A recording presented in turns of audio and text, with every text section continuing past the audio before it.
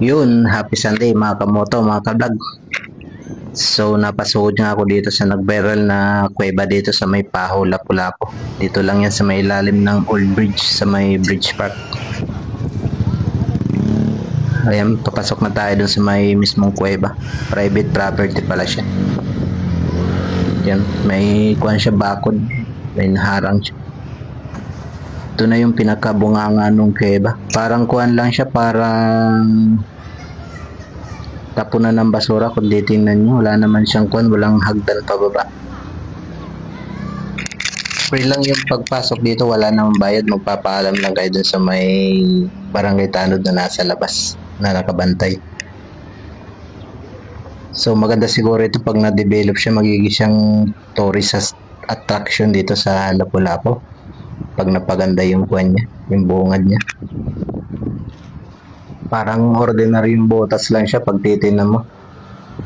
Ayan, may mga tuntungan lang na bato paba doon sa mismong hagdan sa may paloob na. Baba tayo.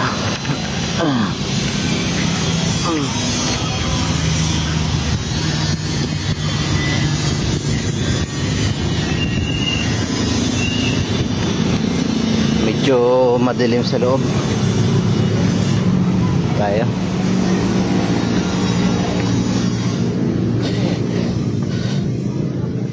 Tingnan natin kung ano yung nasa loob. Medyo madilim. So kuha tayong flashlight. Buti doon dala akong flashlight.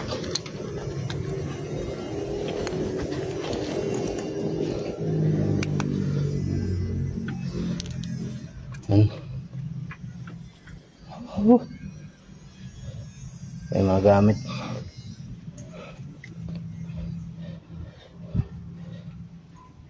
Medyo madilim siya.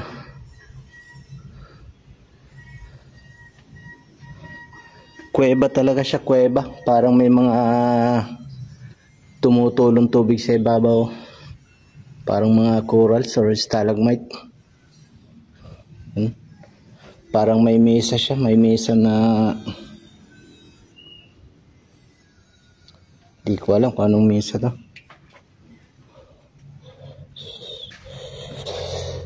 Napakadilim sa loob niya. Yan.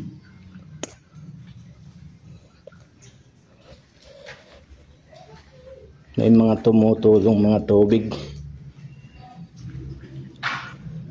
Ayan. Dala tayo ng flashlight. Buti dala tayo ng flashlight. Nakamoto. Ayan.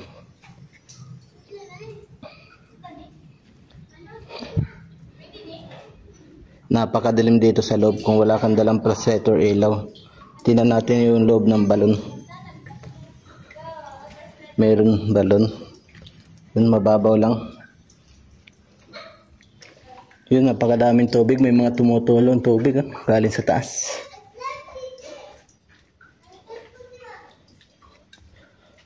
May balon. May balon dito. Tingnan nyo mga kamoto, may balon. Mababaw lang siya.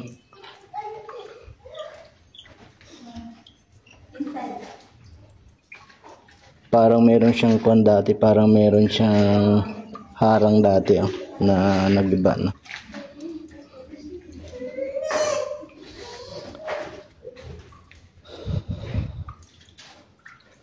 Sabi ng iba, nakakagaling daw yung tubig na galing dito sa loob ng balon.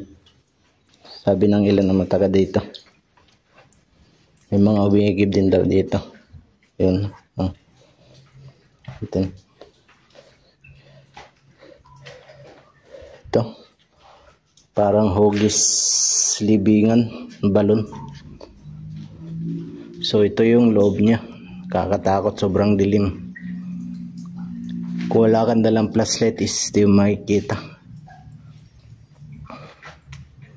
Parang may mga tumutulo sa ila.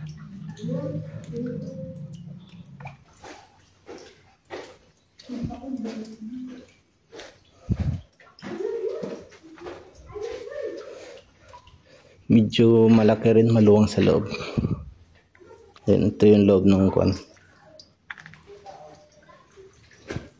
So ito yung nag-viral na kuweba sa KMJS. Parang mapapanood yata yun mamayang gabi sa KMJS. Parang may mga tumutulong tubig. Kuweba talaga siya.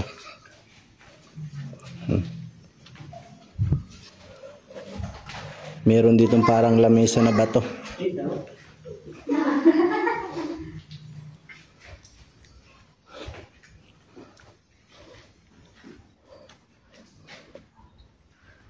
Pakadilim niya.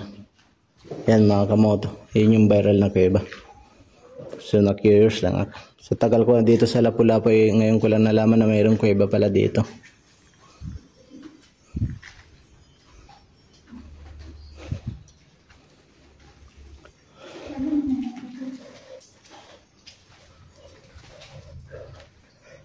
Bali 3 balon pala siya nandito sa loob.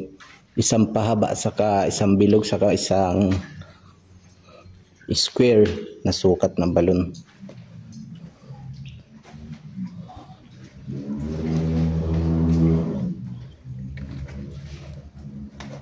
Tabay na sir. Tabay. Ha? Tabay? Oo, tabay. Marag tabay ba? Para may harang dati dito, ano? Oh, mga tumutulong tubig. Meron parang ganito dito sa Lapu-Lapu. Tagal ko na dito, taon na ako dito, ngayon ko lang nalaman meron palang gantong kuweba dito. Parang kuwan siya, nasa private na lote, parang compound siya. Dito na sa may tulay, sa may bridge park. Lapit.